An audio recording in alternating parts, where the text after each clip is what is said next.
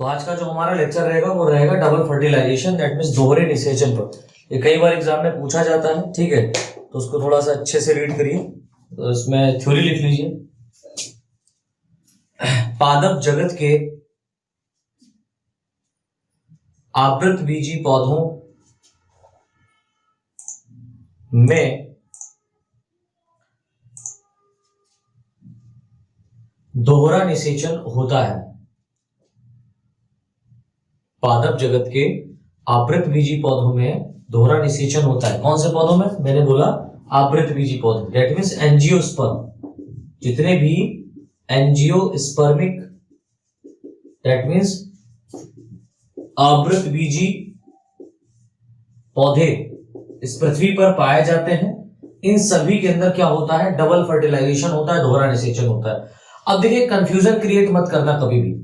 Confusion क्या create मत करना कि यहां पर मैं जो दोहरा निषेचन, जैसे कि नाम में लिखा हुआ दोहरा, दोहरा मतलब दो बार, और निषेचन कहने का मतलब यानी कि अंडा फ्यूज करेगा। तो यहां पर इसका मीन्स क्या हो गया कि अंडा दो बार फ्यूज करेगा? ऐसा नहीं है। जो एग होगा वो दो बार फर्टिलाइज नहीं करता है, एक बार ही फर्टिलाइज करता है। लेकिन इसको दोहरा निषेचन क्यों कहा गया है? तो आपने जब जर्मिनेशन ऑफ पॉलन ट्यूब पढ़ा था, और जर्मिनेशन ऑफ पॉलन ट्यूब से पहले जब हम लोगों ने पॉलन ग्रेन्स का जर्मिनेशन पढ़ा था, ठीक है, पॉलन ग्रेन का जब हम लोगों ने यहाँ पर डेवलपमेंट देखा था, तो वहां पर हमने बताया था कि जो जनरेटिव सेल होती है वो डिवाइड करके, माइटोसिस डिवीजन करके क्या बना देते हैं? दो स्पर्म बना देते हैं, जिसमें एक स्पर्म जो होता है, जो एक स्पर्म होता है वो एग को फ्यूज कर देता है फर्टिलाइजेशन के बाद समय, ठीक है। और जो दूसरा स्पर्म होता है, आपको पता होगा कि इस तरीके के स्ट्रक्चर में, एम्ब्रियो शैक में, जो यहां पर इस तरीके से पाया जा रहा था एग, इसको एक स्पर्म फ्यूज करेगा, राइट। और आपको मालूम था कि यहां पर दो पोलर न्यूक्लियाई पाए जा रहे थे। क्या पाए जा रहे थे? दो पोलर न्यूक्लियाई पाए जा रहे थे। दोनों पोलर न्यूक्लियाई जैसे ही फर्टिलाइजेशन होगा, यानी कि स्पर्म अंदर आ जाएंगे, ये डिजेनरेट कर जाएगा, यहां से पॉलन ट्यूब अटैच हो जाएगा, यहां से स्पर्म अंदर आ जाएंगे, तो एक स्पर्म क्या करेगा? इस एग को फ्यूज कर देता है। और इसी पीरियड में क्या होता है कि जो दूसरा वाला स्पर्म होता है ये जाकर के पोलर न्यूक्लियाई को फ्यूज करता है। दैट मींस पोलर जो न्यूक्लियाई दो अलग अलग होते हैं, ये आपस में एक हो जाते हैं, ठीक है। उसके बाद में ये क्या करता है? इसको फ्यूज करता है जाकर के। तो एक एम्ब्रियो शेक के अंदर, एक एम्ब्रियो शेक के अंदर एक टाइम में क्या हो रहा है? दो सेल फ्यूज हो रही है, दो सेल फर्टिलाइज हो रही है। और ये वाला जो स्ट्रक्चर है, इस तरीके की जो प्रक्रिया है, ये आपको कहां देखने को मिलेगी? एंजियोस्पर्मिक प्लांट, दैट मींस आवृत बीजी पौधों में देखने को मिलती है। समझ में आया इतना? तो लिख लीजिए, पादप जगत के आवृत बीजी पौधों में दोहरा निषेचन होता है। इस क्रिया में एम्ब्रियो शेक के अंदर, ये वाला स्ट्रक्चर क्या है? एम्ब्रियो शेक कहलाता है। इस क्रिया में एम्ब्रियो शेक के अंदर रिलीज होने वाले, यानी स्वतंत्र होने वाले मेल गैमीट,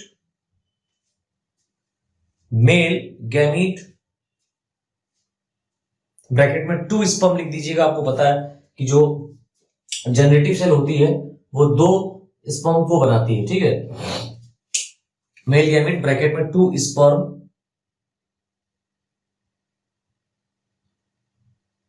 में से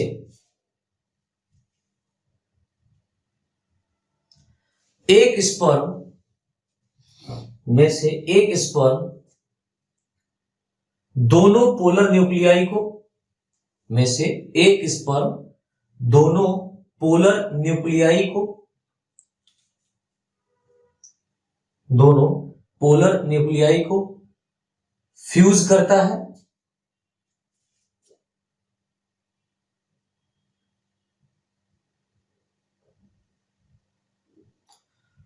तथा इसके बाद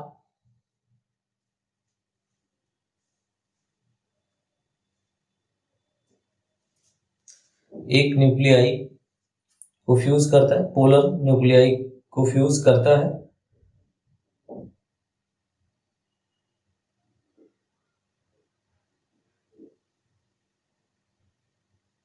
तथा इसके बाद फर्टिलाइजेशन की क्रिया करता है। फर्टिलाइजेशन क्रिया बोले तो पहले नंबर क्या होगा? जो एक स्पर्म आएगा वो एक स्पर्म जाएगा किसके पास में? पोलर न्यूक्लियाई के पास।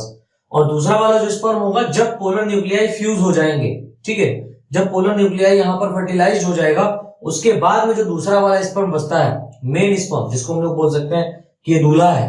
एक कहानी मैंने सुनाया करता हूँ, ठीक है, तो उसमें बताता हूँ कि दो होते हैं, दूल्हे के साथ में उसका साफोला होता है। तो दूल्हा जो होता है, यानी कि जो मेन फर्टिलाइजेशन है वो एग और स्पर्म के बीच में होना है, ठीक है। ये मेन फर्टिलाइजेशन एग स्पर्म के बीच में तब होगा जब दूल्हे का भाई, दैट मींस साफोला, क्या करेगा, जो दूल्हे राजा हैं उनकी जो सालियां हैं उनके साथ में जाकर के मीट करेगा, समझिए। तो ये होता है ना, यहाँ पर ये वाला जो स्पर्म है ये सबसे पहले किसको जाकर फ्यूज करेगा, ये फ्यूज करेगा पोलर न्यूक्लियाई को, राइट। और दूसरा वाला जो स्पर्म है वो बाद में फ्यूज करता है किसको, एग सेल को। तो मैंने वही लिखा है कि फर्टिलाइजेशन की क्रिया करता है जिससे पेन,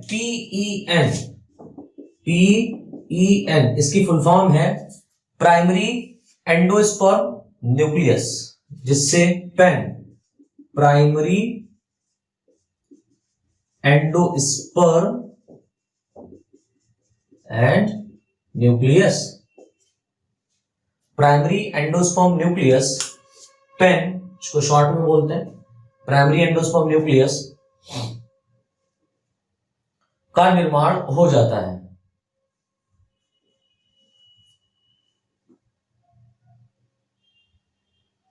जिससे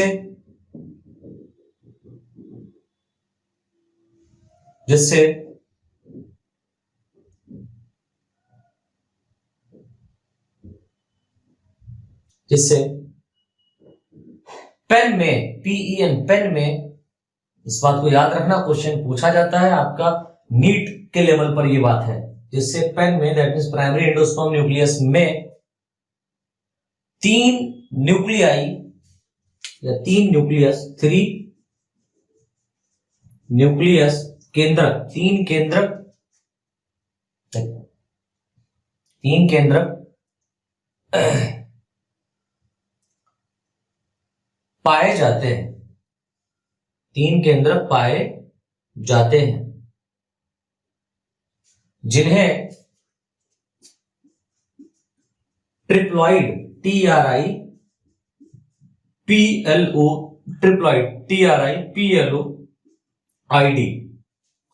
ट्रिप्लॉइड कहा जाता है,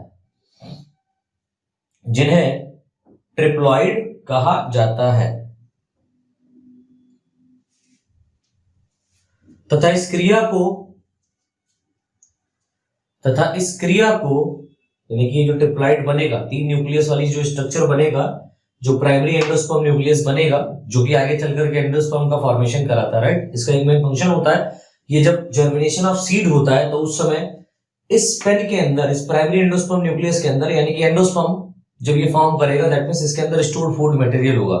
तो जर्मिनेशन के समय क्या होगा, ये स्टोर्ड फूड मटेरियल इस एग को, दैट मींस यहां पर फर्टिलाइज्ड एग को प्रोवाइड कराता है, जिससे आगे जर्मिनेशन ऑफ सीड हो पाता है, ठीक है, आगे हम लोग देखेंगे। तो प्राइमरी एंडोस्पर्म न्यूक्लियस बनता है, इस प्राइमरी एंडोस्पर्म न्यूक्लियस में 3 न्यूक्लियस होते हैं, जिसे हम लोग ट्रिप्लॉइड कहते हैं, और इस क्रिया को ट्रिपल फ्यूजन कहते हैं, ट्रिपल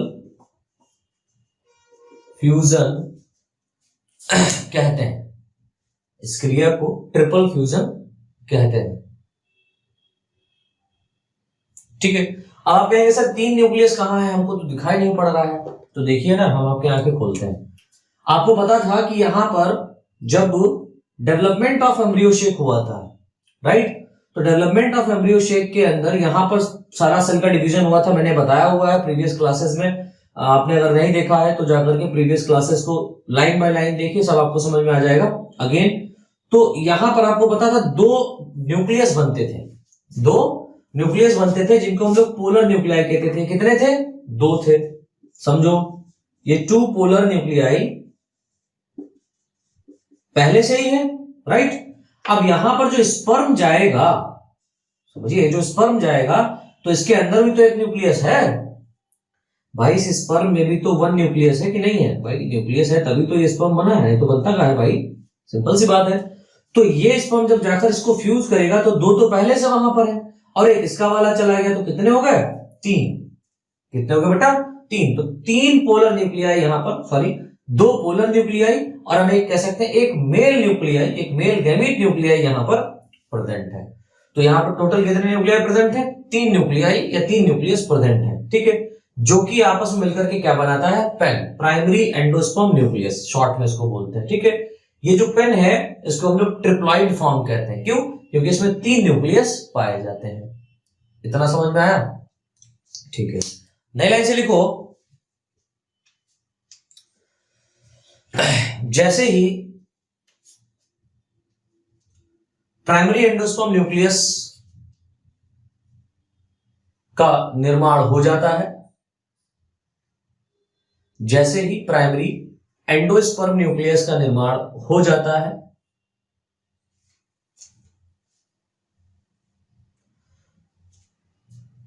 तुरंत इसके बाद या तुरंत बाद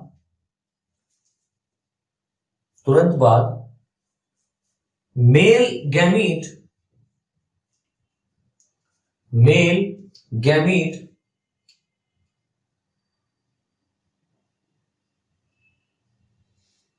तुरंत बाद मेल गैमेट मतलब दूसरा मेल गैमेट, ऐसे लिखिएगा, तुरंत बाद दूसरा मेल गैमेट एग सेल के साथ, दूसरा मेल गैमेट एग सेल के साथ फर्टिलाइज होकर या फर्टिलाइज करके, एग सेल के साथ फर्टिलाइज करके जाइगोट ZYGOTE जाइगोट का निर्माण कर देता है। युग्मनज इसको हिंदी में कहते हैं, जाइगोट बोले तो युग्मनज, जाइगोट का निर्माण कर देता है।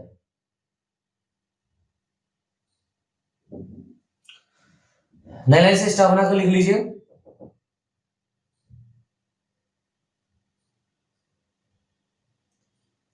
एम्ब्रियो शैक के अंदर, एम्ब्रियो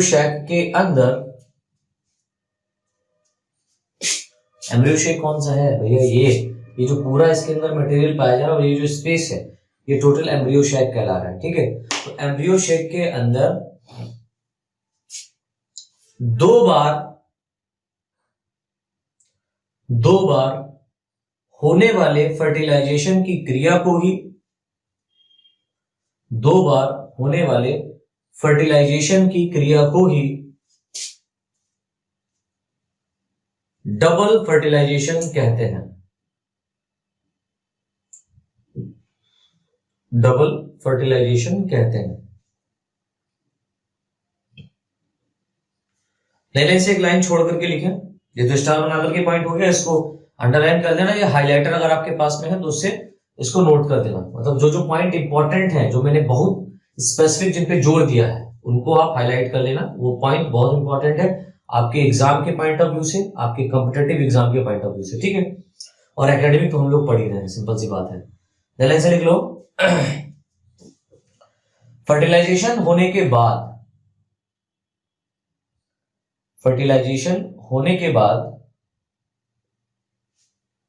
पेन याद रहेगा, आप लोग पेन से लिख रहे हो तो पेन का फुल फॉर्म, बस फुल फॉर्म चेंज है, पेन का फुल फॉर्म है primary endosperm nucleus.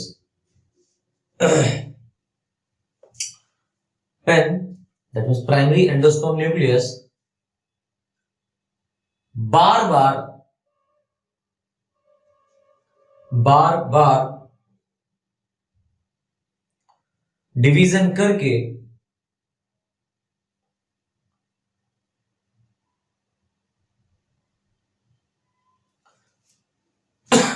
Sorry endosperm में, ये जो प्राइमरी एंडोस्पर्म न्यूक्लियस है ये बार बार विभाजित करेगा, बहुत बार डिवाइड करेगा, कई बार डिवाइड करता है, डिवाइड करके एंडोस्पर्म का क्या कर देता है? निर्माण कर देता है। ENDOSPERM एंडोस्पर्म, इसको हिंदी में कहते हैं भ्रूणपोष। भ्रूणपोष, कोष नहीं है, भ्रूणकोष नहीं, एम्ब्रियो शैक नहीं है, बल्कि क्या है? भ्रूणपोष। भ्रूणपोष, पामियों की मतलब, ये भ्रूणपोष है, कोष नहीं है, भ्रूणपोष। में परिवर्तित चेंज हो जाता है।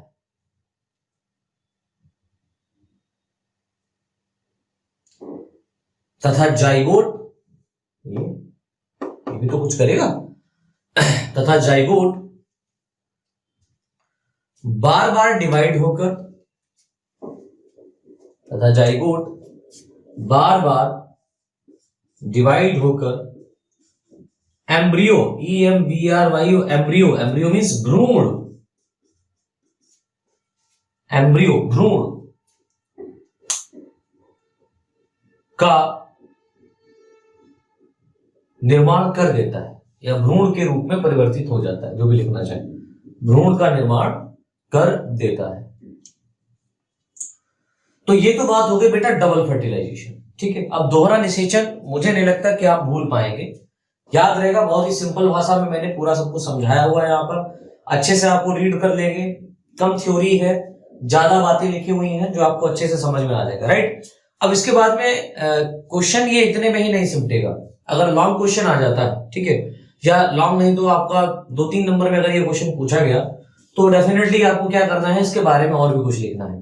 अब मान लो डबल फर्टिलाइजेशन पूछा गया तो आप छोटी सी डेफिनेशन लिख सकते हैं, जो मैंने स्टार बना के लिखा है, ठीक है, या उससे पहले मैंने जो शुरुआत से ही जो मैंने लिखाया हुआ उसको आप याद कर सकते हो, ठीक है, इजिली तरीके से याद हो जाएगा, कोई दिक्कत नहीं है। अब इसके बाद में जो एक महत्वपूर्ण टॉपिक और है इसी से रिलेटेड, वो है दोहरे निषेचन का महत्व, ठीक है।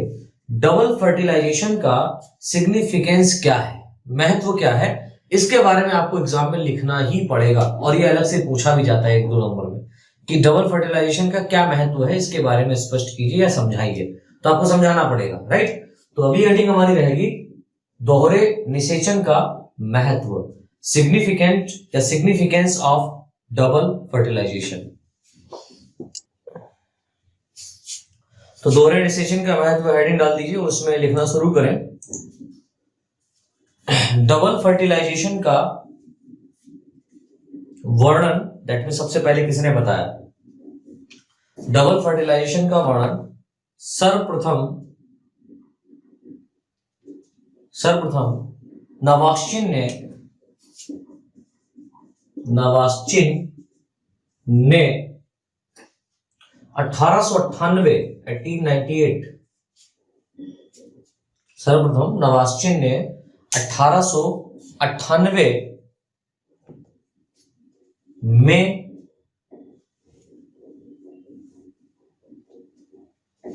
लिलियम तथा फर्टिलेरिया, लिलियम LILIUM, लिलियम तथा फर्टिलेरिया, लिलियम तथा फ्रेटिलेरिया,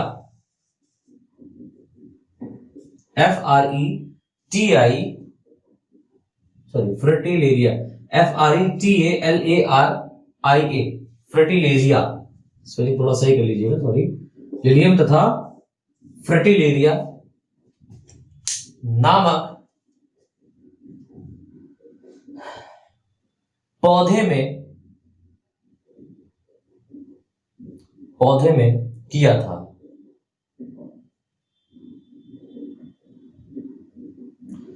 तथा बाद में यह ज्ञात हुआ कि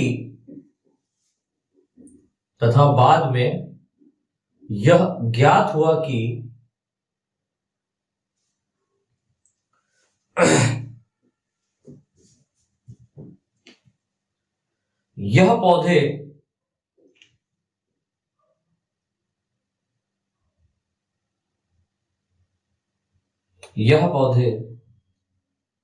आवृतबीजी पौधों का, दैट मीन्स एंजियोस्पर्मिक प्लांट्स का, आवृतबीजी पौधे का एक विशेष प्रकार का, आवृतबीजी पौधे का एक विशेष प्रकार का, एक विशेष प्रकार का लक्षण होता है। आवृतबीजी पौधे का एक विशेष प्रकार का लक्षण होता है।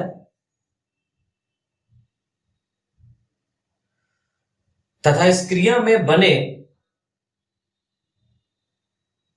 तथा इस क्रिया में बने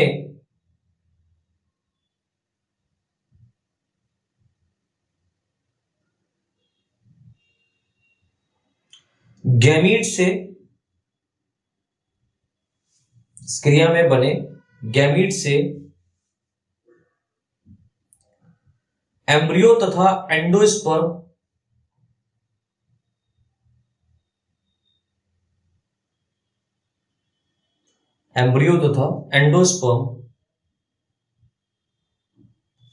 पौधे के जर्मिनेशन या पौधे के अंकुरण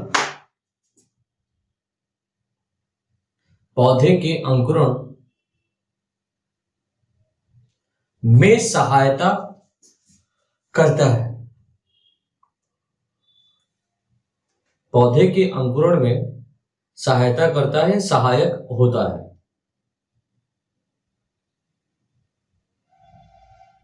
ठीक है, तो ये बात हो गई हमारे इसके सिग्निफिकेंस की, राइट। तो दोहरे निषेचन का महत्व क्या है? दोहरे निषेचन का महत्व सिंपल सा है कि डबल फर्टिलाइजेशन जो होता है वो स्पेशली इसलिए होता है क्योंकि पौधों के अंदर अच्छे तरीके से ग्रोथ हो पाए। ठीक है, जब इनका जर्मिनेशन होगा, जब ये पौधे या हम कह सकते हैं जब इन पौधों के जो बीज होंगे जर्मिनेट करेंगे, तो उस समय ये अपने अंदर डिवीजन कराते हैं। तो डिवीजन के लिए डेफिनेटली एनर्जी चाहिए और वो एनर्जी इनको एंडोस्पर्म से मिलेगी। ठीक है, तो नेचुरली क्या हुआ है कि इनके अंदर फूड ऑटोमेटिक पहले से ही स्टोर हो जाता है इन सीड्स में। ठीक है, और एम्ब्रियो ही यहाँ पर पाया जाता है। जब एम्ब्रियो जर्मिनेशन कराता है तो एंडोस्पर्म क्या करता है? उसको फूड सप्लाई करता है। और जैसे ही इनके अंदर क्या होता है? लीफ का फॉर्मेशन हो जाता है। तो डेफिनेटली आपको पता लीफ ग्रीन कलर की होती है। ठीक है, उसके अंदर क्लोरोफिल पाया जाता है और जब तक लीफ बनती है तब तक एंडोस्पर्म फिनिश हो जाता है, राइट। तो लीफ क्या करने लगती है? प्रकाश संश्लेषण की क्रिया करने लगती है और प्रकाश संश्लेषण के द्वारा वो अपने भोजन को स्वतः या स्वयं बनाना स्टार्ट कर देती है। ठीक है, तो ये बात हो गई किसके? दोहरे निषेचन के महत्व की। ठीक, अब इसके बाद में हमारा जो नेक्स्ट टॉपिक रह गया, जो थर्ड पॉइंट है, जैसे कि मैंने बताया था कि फर्टिलाइजेशन जो हो रहा है उस फर्टिलाइजेशन में क्या क्या चेंजेस होते हैं। तो मैंने बोला था कि फर्टिलाइजेशन में सबसे पहले आपका प्री फर्टिलाइजेशन चेंजेस होगा। ठीक है, फिर फर्टिलाइजेशन चेंजेस होगा, देन इसके बाद में लास्ट आपका क्या होगा? Post fertilization changes. तो हम लोगों ने प्री फर्टिलाइजेशन चेंजेस देखा था। प्री फर्टिलाइजेशन चेंजेस के अंदर हम लोगों ने क्या पढ़ा था बेटा? वहां पर हमने जाना था कि एक जो प्लांट होता है, ठीक है, एक एडल्ट प्लांट जो होता है, उस प्लांट के अंदर किस तरीके से गैमीट का फॉर्मेशन होता है। गैमीट बोले तो यहां पर हमने देखा था कि एग का निर्माण किस तरीके से होता है और यहां पर पॉलन ग्रेन का निर्माण किस तरीके से होता है। यही तो हम लोगों ने प्री फर्टिलाइजेशन में देखा था। फ्लावर के बारे में वहां पर पढ़ा था, डिस्कस किया था। दैट मींस ओवरऑल कहने का अर्थ ये है कि हम लोगों ने गैमेटोजेनेसिस वहां पर डिस्कस किया था, राइट। तो गैमेटोजेनेसिस में हम लोगों ने क्या क्या पढ़ा था? मेगास्पोरोजेनेसिस पढ़ा था और माइक्रोस्पोरोजेनेसिस पढ़ा था। ठीक है, तो ये हमारा बन गया था। जो मेगास्पोरोजेनेसिस होता है इसके अंदर हमने देखा था कि एग का निर्माण होता है और माइक्रोस्पोरोजेनेसिस होता है या माइक्रोस्पोरोजेनेसिस की क्रिया के दौरान क्या होता है? किसका फॉर्मेशन होता है बेटा?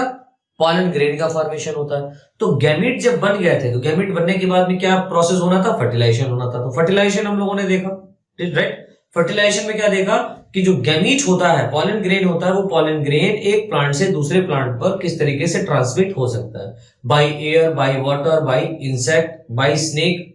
बहुत सारे apparatus हैं, बहुत सारे यहाँ पर हम कह सकते हैं एडेप्टेशन है जिनके थ्रू पॉलन ग्रेन एक प्लांट से दूसरे प्लांट पर जा सकता था, वो अलग मेथड। फिर हम लोगों ने देखा कि फर्टिलाइजेशन कैसे हो रहा है। तो फर्टिलाइजेशन में हमने देखा कि पॉलन ग्रेन स्टिग्मा पर जाता है, वहां पर खाता है, पीता है, पॉलन ट्यूब बनाता है और पॉलन ट्यूब बना करके वो कहाँ जाता है? माइक्रोपाइल की तरफ पॉलन ट्यूब जाता है और जो जेनेटिक सेल होता है वो या तो डिवाइड करके, मोस्ट ऑफ हमने बताया था 60% केसेस में क्या होता है, प्लांट्स में क्या होता है, 60 to 80% केसेस में क्या होता है, जितने प्लांट्स होते हैं उनके अंदर पहले ही डिवीजन हो जाता है, जेनेटिक डिवाइड करके क्या बना देती है? तो स्पर्म बना देती है। लेकिन यहाँ पर क्या हो रहा है? कुछ कुछ प्लांट्स में क्या होता है कि पॉलिनेशन होने के बाद वो प्रक्रिया होती है। ठीक है, तो फर्टिलाइजेशन देखने से पहले हम लोगों ने पॉलिनेशन भी पढ़ दिया था। तो पॉलिनेशन होने के बाद में क्या हुआ था? फर्टिलाइजेशन। फर्टिलाइजेशन में जो पॉलन ग्रेन थे, उन पॉलन ग्रेन में एग सॉरी उन पॉलन ग्रेन्स के अंदर जो स्पर्म सेल थी, वो स्पर्म सेल माइक्रोपाइल के थ्रू, ठीक है, कहां चली जाती है? पॉलन ट्यूब की सहायता से माइक्रोपाइल के थ्रू कहां चली जाती है? एंडोस्पर्म में चली जाती है, सॉरी एम्ब्रियो शैक के अंदर जाती है। और एम्ब्रियो शैक के अंदर क्या पाया जाता है? वहां पर दो पोलर न्यूक्लियाई पाए जाते थे और एक्सेल पाया जाता था। तो एक्सेल से भी फर्टिलाइज हो जाता है। पहले नंबर किससे होगा? पोलर न्यूक्लियाई से फर्टिलाइजेशन होगा, देन उसके बाद में किससे होगा? एक्सेल से होता था। तो ये दोनों प्रकार का जो फर्टिलाइजेशन हो रहा है एक एम्ब्रियो शेक के अंदर, जिससे मिलाकर के क्या कहा गया? Double fertilization. तो डबल फर्टिलाइजेशन हम लोगों ने देख लिया। अब हमारा जो थर्ड वाला पॉइंट रह गया था, दैट मींस फर्टिलाइजेशन के बाद वाला, पोस्ट फर्टिलाइजेशन चेंजेस, यानी कि फर्टिलाइजेशन होने के बाद क्या क्या चेंजेस होंगे अब इस एम्ब्रियो शेक के अंदर या इस फ्लावर के अंदर, वो हमको समझना है। तो हेडिंग डाल दीजिए, निषेचन के बाद परिवर्तन, पोस्ट फर्टिलाइजेशन चेंजेस। तो इसमें लिखना शुरू करें, पोस्ट फर्टिलाइजेशन चेंजेस में निषेचन के बाद ओव्यूल, निषेचन के बाद ओव्यूल और ओवरी। भाई ओवरी के अंदर ओव्यूल होता है ना, याद करिए। ये देखिए, ये क्या था? स्टिग्मा, ये स्टाइल, और ये ओवरी। और ओवरी में पाया जाता था ओव्यूल्स। ओवरी में क्या पाए जाते थे? ओव्यूल। प्लासेंटा जुड़ा हुआ है, यहाँ पर ये बहुत सारे ओव्यूल लगे हुए हैं। ठीक, किसी किसी ओवरी में एक ओव्यूल होता था, किसी किसी में बहुत सारे ओव्यूल होते थे। ठीक है, तो ओव्यूल, निषेचन के बाद ओवरी और ओव्यूल में अनेक परिवर्तन होते हैं। ओवरी और ओव्यूल में अनेक परिवर्तन होते हैं, जिसके बाद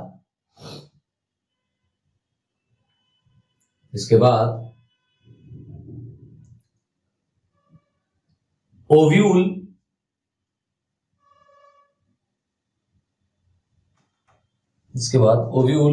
बीज में, जो ओव्यूल होता है उसके अंदर ओव्यूल पाया जाता है। ओव्यूल बीज, दैट मीन्स सीड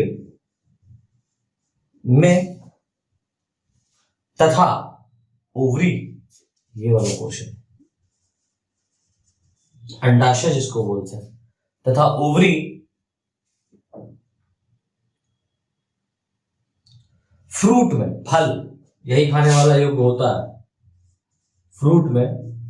तो जो फ्लावर का आप देखते हैं कितना छोटा सा माइन्यूट सा पोर्शन होता है, जिसे आप नेकेड आई से आई थिंक देख भी नहीं पाएंगे, कुछ प्लांट्स के ओव्यूल्स को छोड़कर, सॉरी कुछ प्लांट के ओवरी को छोड़कर। ठीक है, तो यहां पर आप देखिए छोटा सा ही तो है, और ये डेवलप करके फ्रूट में चेंज हो जाता है। और आपको पता है फ्रूट में क्या पाया जाता है? सीड पाया जाता है। अभी आप कहेंगे सर बनाना में तो सीड नहीं पाया जाता है, वो भी फ्रूट है।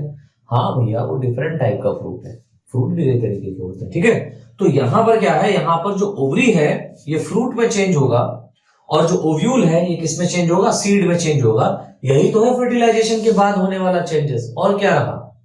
लिख लो नई लाइन से, फर्टिलाइजेशन के बाद, ये तो हमें पता है कि चेंज हो गया, लेकिन इसमें कैसे चेंजेस आएंगे वो समझना है। तो फर्टिलाइजेशन के बाद ओव्यूल तथा ओवरी में, फर्टिलाइजेशन के बाद ओव्यूल तथा ओवरी में निम्नलिखित परिवर्तन होते हैं। फॉलोइंग टाइप के चेंजेस पाए जाते हैं। ठीक है, निम्नलिखित परिवर्तन होते हैं। अब बेटा ये क्या चेंजेस हैं तो वो देख लेते हैं। तो सबसे पहला चेंजेस आप डालिए, डेवलपमेंट ऑफ एंडोस्पर्म। क्योंकि आपको पता है कि जैसे ही फर्टिलाइजेशन होता है तो फर्टिलाइजेशन में प्राइमरी एंडोस्पर्म न्यूक्लियस बनता है। तो ये प्राइमरी एंडोस्पर्म न्यूक्लियस डेवलप करके एंडोस्पर्म का कैसे निर्माण करेगा वो समझना है। तो पहली हेडिंग जो आपकी यहां पर पड़ेगी वो रहेगी डेवलपमेंट ऑफ एंडोस्पर्म। डाल दीजिए हेडिंग, डेवलपमेंट ऑफ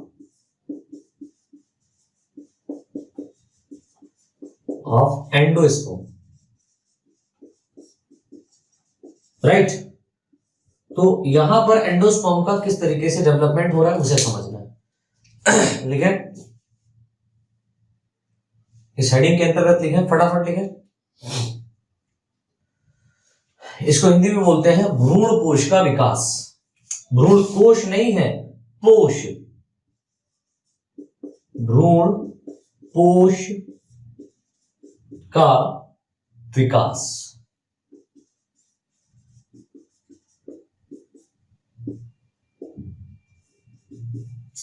तो कैसे डेवलपमेंट हो रहा है, लिखें।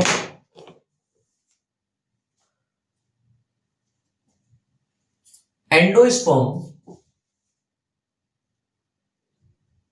एंडोस्पर्म बीज का, बीज को इंग्लिश में कहते हैं सीड। तो एंडोस्पर्म सीड का मेन स्टोर्ड फूड मटेरियल, यानी कि मुख्य संचित भोज्य पदार्थ, मेन स्टोर्ड फूड मटेरियल, मुख्य संचित भोज्य पदार्थ, मेन स्टोर्ड फूड मटेरियल होता है। ठीक है, फूड मटेरियल होता है जो कि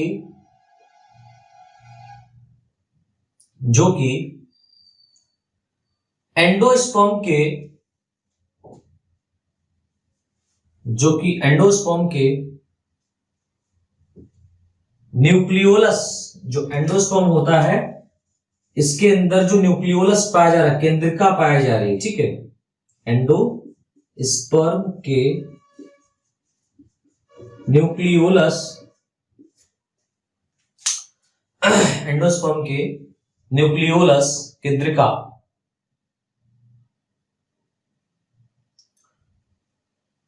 से विकसित होता है।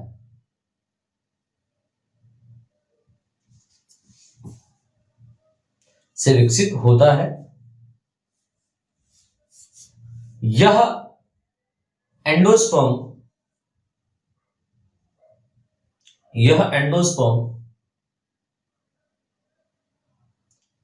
डबल फर्टिलाइजेशन के फलस्वरूप बनता है। तो किसी प्लांट्स, किसी क्या जो आवृतबीजी प्लांट्स हैं, एंजियोस्पर्मिक प्लांट्स हैं, इनके अंदर डबल फर्टिलाइजेशन होता है।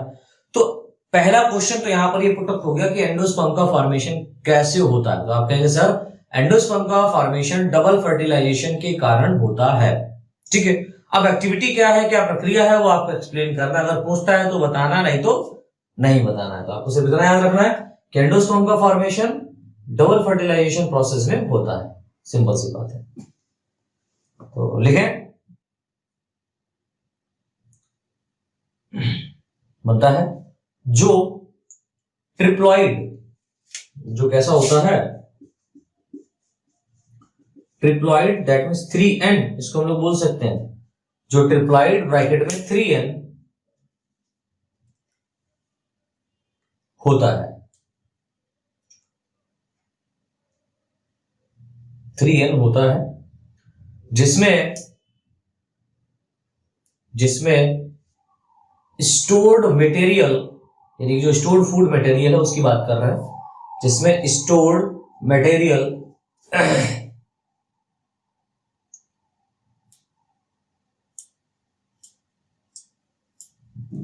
सीड के जर्मिनेशन के समय, जिसमें स्टोर्ड मटेरियल सीड के जर्मिनेशन के समय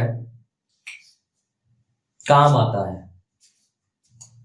सीड के जर्मिनेशन के समय काम आता है। हेडिंग डाल लीजिए, एंडोस्पर्म के प्रकार, एंडोस्पर्म के प्रकार, टाइप्स ऑफ एंडोस्पर्म।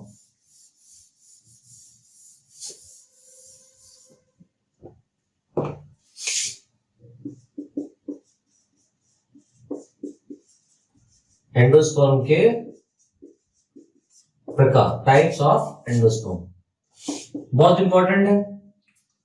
यह आज के एनसीईआरटी में मेंशन किया गया है, तो उसको अच्छे से पढ़ लीजिए। लिखे इसमें एंडोस्पर्म के प्रकार में आवृतबीजी पौधों में, दैट मीन्स एंजियोस्पर्मिक प्लांट्स में, एंडोस्पर्म के, आवृतबीजी पौधों में एंडोस्पर्म के डेवलपमेंट के आधार पर, डेवलपमेंट के आधार पर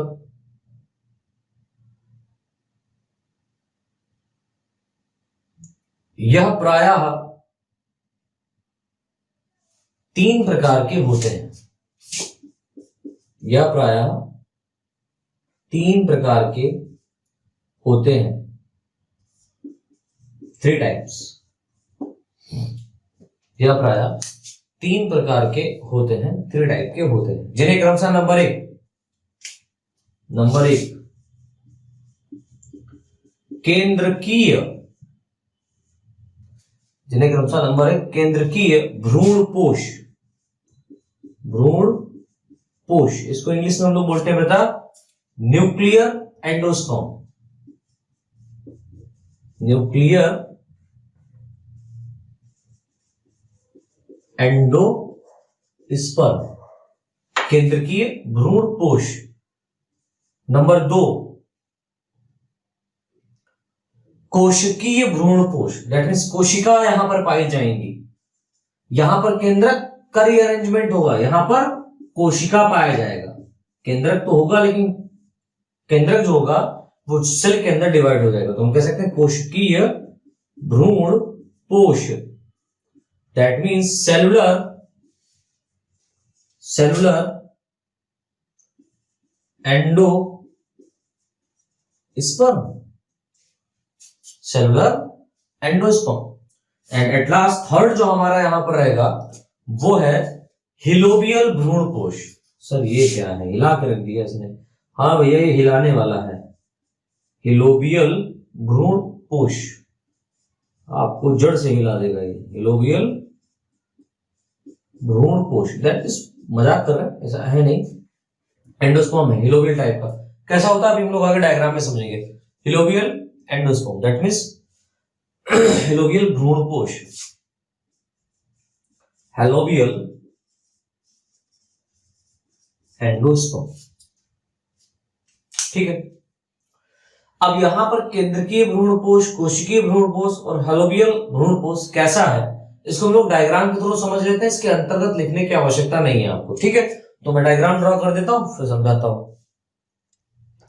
तो देखिए यहां पर हमको देखना है एंडोस्पर्म्स के टाइप में हम लोगों ने क्या देखा कि यहां पर न्यूक्लियर एंडोस्पर्म क्या होता है, सेलुलर एंडोस्पर्म क्या होता है और हेलोबियल एंडोस्पर्म क्या होता है, उसको समझना है। तो एंडोस्पर्म क्या है वो हम लोग समझ लिए हैं, राइट। अब हमको इसके टाइप देखना है। तो देखिए न्यूक्लियर एंडोस्पर्म कहने का क्या, हम डायग्राम यहां पर ड्रॉ करते हैं, उससे आप लोग समझिए।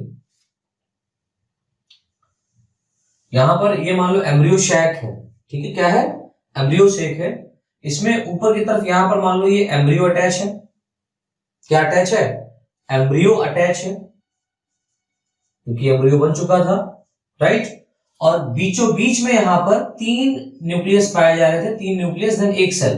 तो एक सेल के अंदर 3 न्यूक्लियस, इसको पूरा मिलाकर के हम लोग क्या बोलते हैं, एंडोस्पर्म बोलते हैं, that means primary endosperm nucleus, PEN, इसको हम क्या बोलते हैं, PEN, दैट मींस ये क्या है 3N है, ट्रिप्लॉइड कंडीशन पाई जा रही है, राइट। अब देखिए इसके अंदर क्या होगा, इसके अंदर डिवीजन होगा एक्चुअली। तो यहां पर डिवीजन कौन सा होगा, यहां पर डिवीजन होगा माइटोसिस, कौन सा होगा, माइटोसिस। और आप देखिए नाम ऊपर देखो, न्यूक्लियर एंडोस्पर्म है, तो न्यूक्लियर कहने का अर्थ हो गया कि यहां पर न्यूक्लियस ही डिवाइड करेगा सिर्फ, बाकी कुछ नहीं। तो जो प्राइमरी एंडोस्पर्म न्यूक्लियस है इसमें क्या होगा, इसमें कैरियोकाइनेसिस,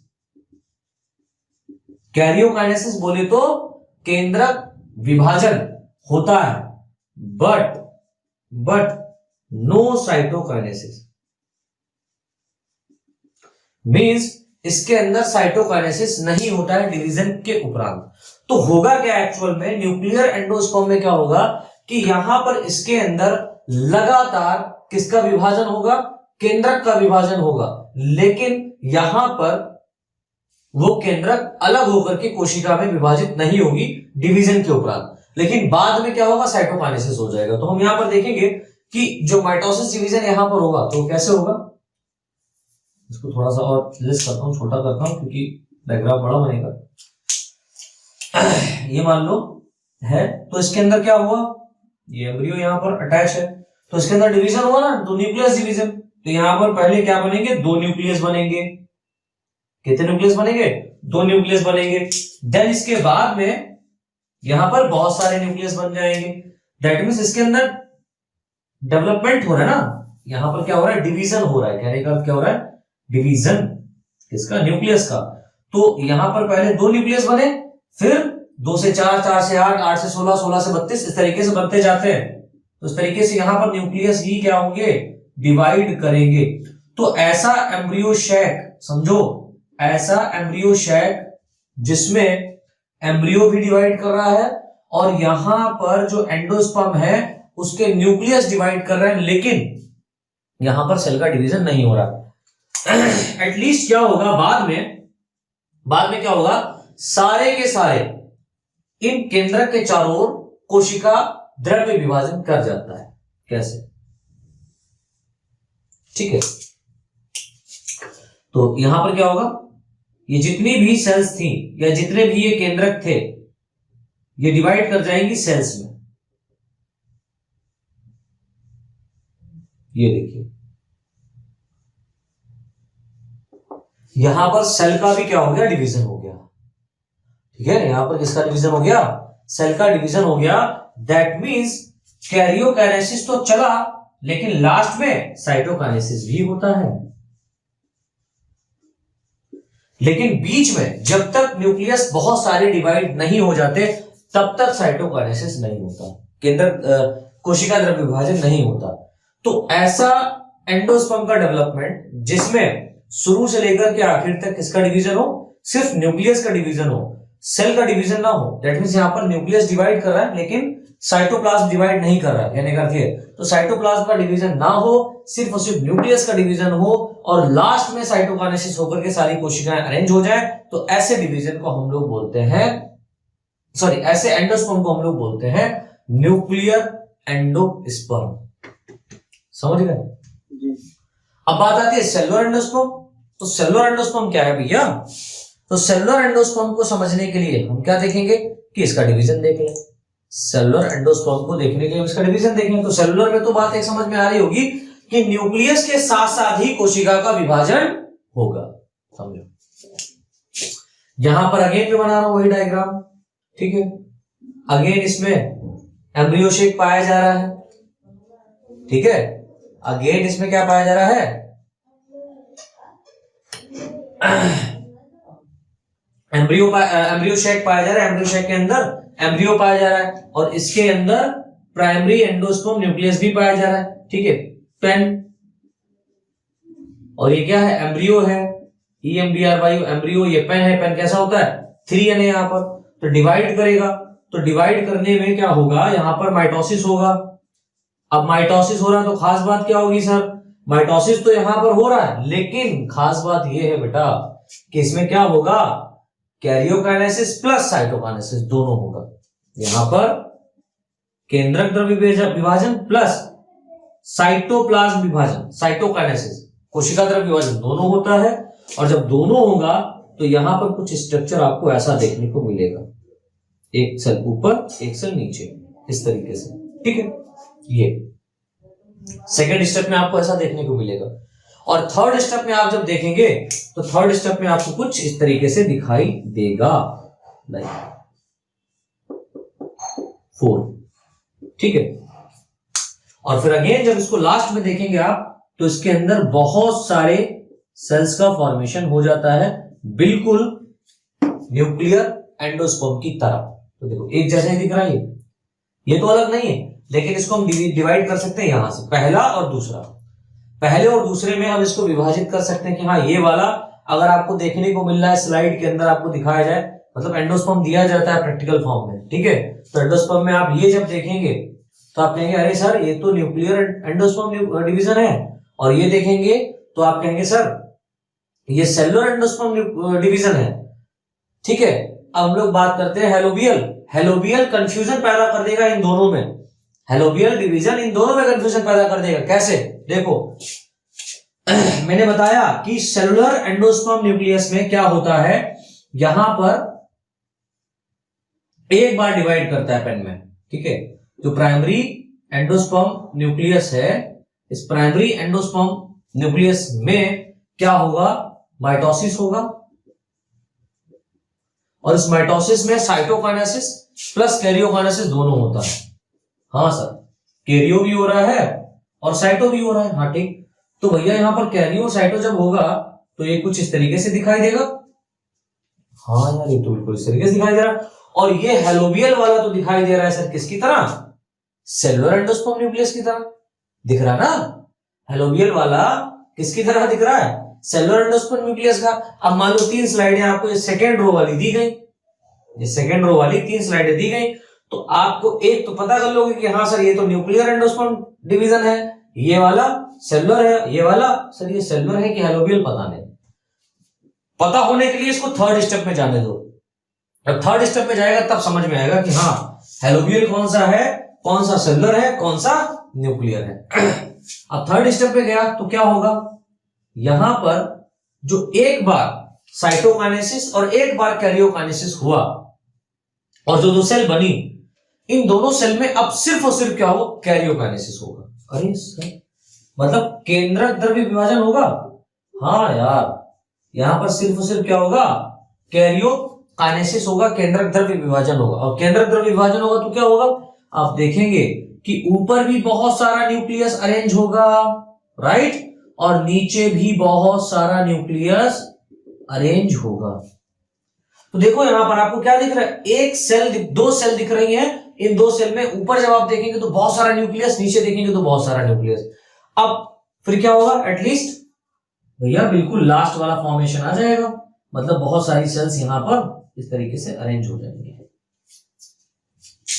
तो अगर हम इसका पहला स्टेप देखें, दैट इज फर्स्ट स्टेप, तो फर्स्ट स्टेप में हमको सारा का सारा जो एंडोस्पर्म फॉर्मेशन हो रहा है वो सिमिलर दिखाई देगा। सेकेंड स्टेप अगर आप देखें तो सेकेंड स्टेप में आप कुछ यहां पर डिफरेंशिएट क्रिएट कर पाओगे। क्या डिफरेंशिएट क्रिएट किया कि न्यूक्लियर एंडोस्पर्म में आपने देखा कि यहां पर 2 न्यूक्लियस बनता है। न्यूक्लियर एंडोस्पर्म में आपने देखा कि 2 न्यूक्लियस बनता है। सेलुलर में आपने देखा कि 2 न्यूक्लियस बनता है, लेकिन 2 न्यूक्लियस के साथ साथ ये 2 कोशिकाएं भी हैं। क्यों?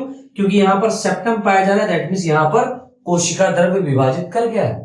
लेकिन वही अगर आप हेलोबियल देखेंगे तो फिर कंफ्यूजन आ जाएगा कि अरे ये तो हमने देखा था सेलुलर एंडोस्पर्म में, और हेलोबियल में भी वही दिख रहा है सेकंड स्टेप। दैट मींस आप यहां पर सेकंड स्टेप में ये बिल्कुल पता नहीं कर पाएंगे स्लाइड के अंदर जो आपको बना के दी जाएगी कि कौन सा न्यूक्लियर है, कौन सा सेलुलर है, कौन सा हेलोबियल है। अगर आपको सेकेंड रो देखने को दी जाए तो आप ये बिल्कुल कंफर्म नहीं कर पाएंगे। अगर ऊपर मान लो नाम ये मिटा दिया जाए, मान लो हटा दिया, और आपको एक डायग्राम दिया गया है कि बताओ भैया इसमें कौन सा न्यूक्लियर, कौन सा हेलोबियल, कौन सा सेलुलर है, तब आप क्या करोगे, तब आप इसके स्ट्रक्चर को समझें।